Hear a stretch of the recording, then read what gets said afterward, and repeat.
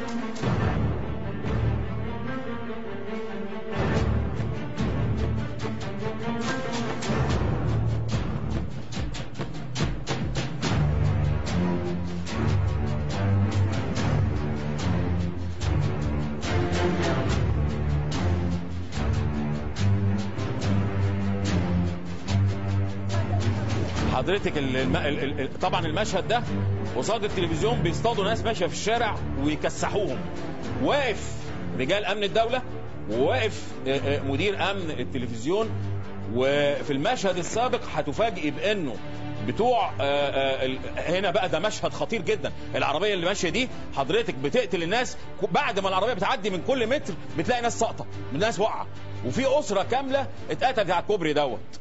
والعربيه دي ماشيه تنش رصاص وتضرب رايح جاي. كل ما تعدي العربيه خطوه، ودي عربيه ميكروباص وقفت تلم الناس اللي اصيبوا، والناس عمالين يحطوهم في العربيه. ده حضرتك المراكب اللي عند نهايه كوبري قصر النيل اللي على ناحيه الزمالك. ايوه.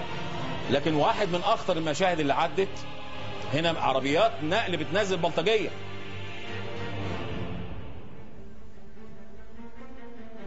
كان في مشهد بتاع واقعة الجمل، يا ريت يجيبوه تاني، هوريكي حاجة خطيرة جدا. يعني أنا الحقيقة يعني لحظة صعبة عليا يا أستاذ. كلما تذكرت هذا اليوم وكلما تذكرت يعني هذه القسوة والوحشية في التعامل مع المواطنين، وبنقول لجنة تقصي الحقائق. أعتقد النهاردة معانا دليل بالشرايط المسجلة من كاميرات وزارة الإعلام ومن فوق ماسبيرو، وواضح فيها مدى عملية الانفلات الأمني الخطيرة وعملية البلطجة الواضحة. يعني مش معقول دخل شفت بيخبط برجله بيكسر، يعني ده واحد داخل التلفزيون عشان يكسر، مش غضب ده يعني. مش اللي كانوا في التحرير. لا خالص. التحرير كانوا واقفين. بعد كده بعد هذه البلطجة الشعب هو اللي حمل بلد. ايوه. طيب هنعمل ايه بالادله دي؟ عاوز اقول لحضرتك، اعتقد ان هذه ادله خطيره وهي موجوده مع النيابه دلوقتي. هذا المشهد اللي ورا حضرتك الان اذا كان ظاهر على التلفزيون، أيوه. انا عايز انبهكم مين اللي واقف بيحرس مسيره البغال والجمال والخيل.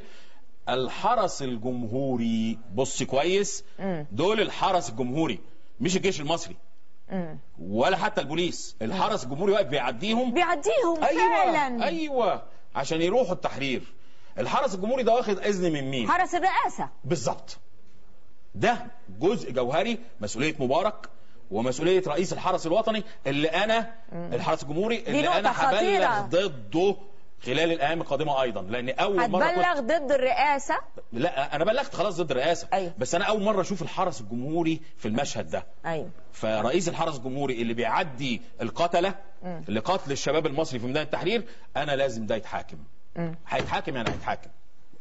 اللي يهمني هنا كل مسؤول ضليع في هذه المؤامرة البشعة على حياة الشعب المصري لابد أن يحاكم. وأتمنى أننا يا أستاذ أمير نرى محاكمات سريعة، وأتمنى أن تكون هناك محاكمات تحظى من الشفافية بمكان.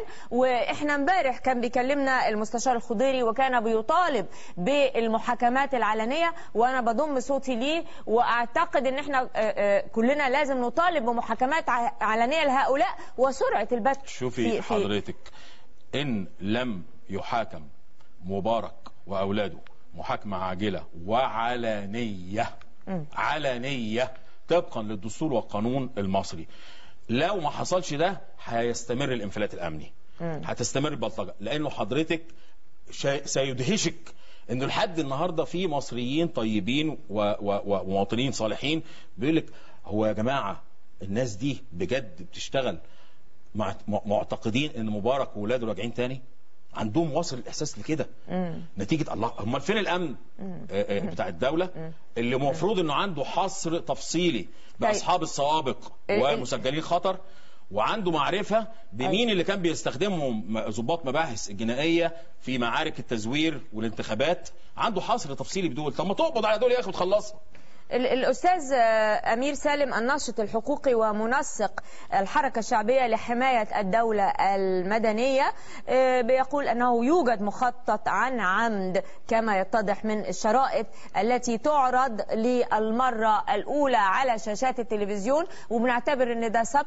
بنشكرك أستاذ أمير على أن أنت يعني قدمت لنا هذه الشرائط التي نتقدم بها على الهواء للنيابة ولجهات التحقيق للإسراع بأخذ خطوات في محاكمة هؤلاء بأمانة النيابة من ساعة ما تلقت هذا البلاغ اللي أنا عملته وهذه الشرائط شغالين 24 ساعة والله العظيم. بقوا انه في ادله كتير هم محتاجينها مش لاقيينها، محدش بيديها لهم. ربنا معاهم. النيابه عندها قضايا قد كده، والله انا ما عارفه بيشتغلوا يعملوا ايه، اشي حراميه واشي اموال واشي نهب اراضي واشي هربانين، واللي عايزه تسافر واللي هيمسكوا مين ولا مين ولا هيحققوا في ايه ولا في ايه. الحقيقه الفساد كان للركب. لا للرقبه.